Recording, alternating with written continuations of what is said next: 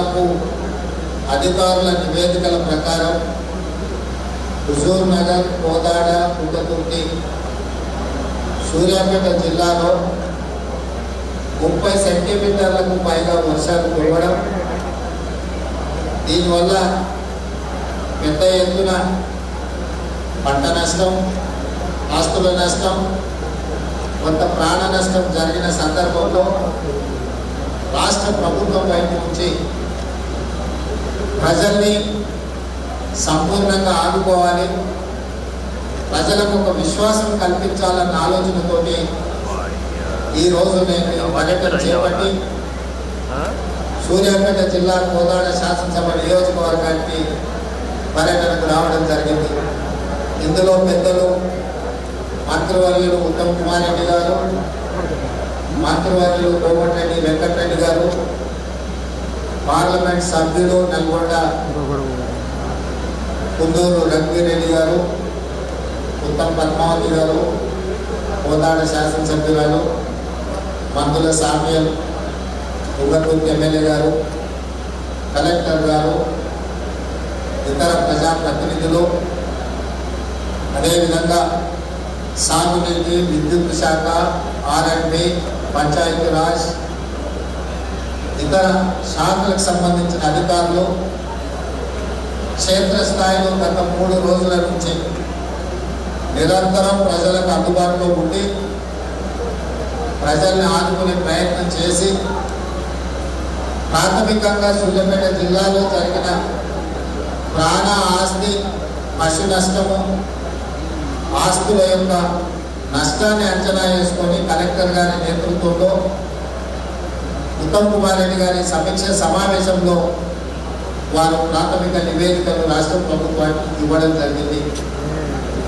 ఈ ప్రాథమిక అంచనాల ప్రకారం సూర్యాపేట జిల్లాలో 2 మనుషులు చనిపోవడము, దాదాపుగా 21 చెరువులు తెగడము, 15 గ్రామాలలో 480 మందిని ఇతర ప్రాంతాలకు తరలించడము, 20,000 ఎకరాలలో పంట నష్టం జరగడము, అదేవిధంగా పశువులు 7 చనిపోవడము, ఇతర మేకలు ఇలాంటివి కూడా చనిపోవడము, 7 పక్కా ఇళ్ళు కూలిపోవడము, 33 కచ్చా ఇళ్ళు కూలిపోవడము, అదేవిధంగా హైదరాబాద్ విజయవాడ హైవే దారి కూడా పూర్తిగా దెబ్బతినడము, ఇతర చాలా విషయాలు ఈరోజు ఈ ప్రాథమిక నివేదికలో మన ముందు పెట్టడం జరిగింది.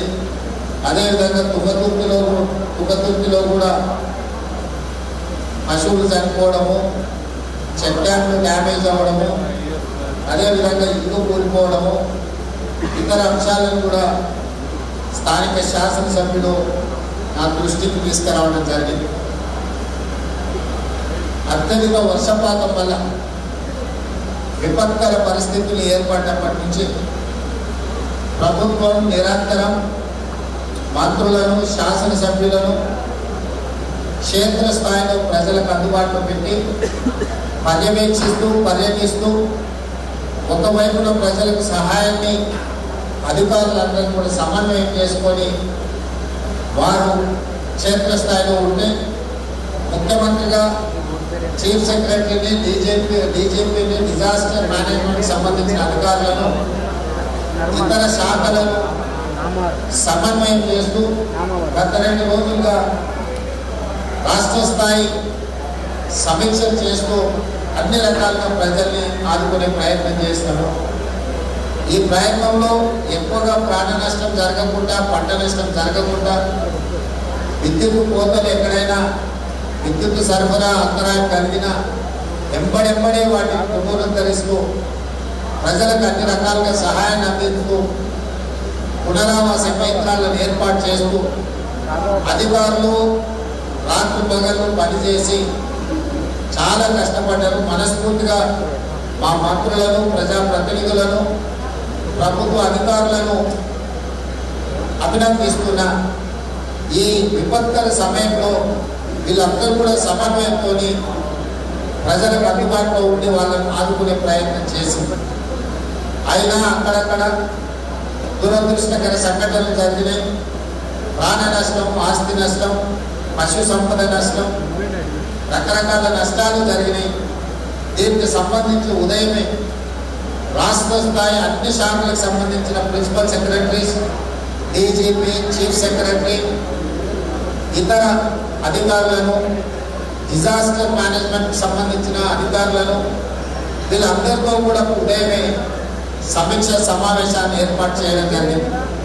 నిన్న సాయంత్రం ఇక్కడ ఉన్న ఖమ్మం జిల్లాలో, నల్గొండ జిల్లాలో, ముఖ్యంగా సూర్యాపేట జిల్లాలో ఉన్న పరిస్థితులను దృష్టిలో పెట్టుకొని ప్రధానమంత్రి నరేంద్ర మోడీ గారితో, హోంశాఖ మంత్రి అమిత్ షా గారితో కూడా చర్చ చేసి మనకున్న పరిస్థితులను వివరించి, అదేవిధంగా రాహుల్ గాంధీ గారికి కూడా ప్రధాన ప్రతిపక్ష నాయకుడికి మన రాష్ట్రంలో ఉన్న పరిస్థితులను వివరించి ఎప్పటికప్పుడు మన రాష్ట్రానికి సహాయంగా ఉండాల్సిందిగా వాళ్ళని అడగడం జరిగింది.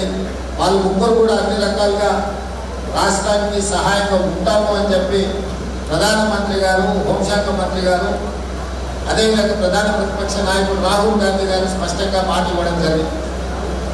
ఈ నేపథ్యంలో ఈరోజు ఉదయం అధికారులతో సమీక్ష చేసి కొన్ని పరిపాలనాపరమైన నిర్ణయాలు తీసుకోవడం జరిగింది. మీ ద్వారా తెలంగాణ ప్రజలకు నేను ఈ అంశాలను వివరించదలుచుకున్నా.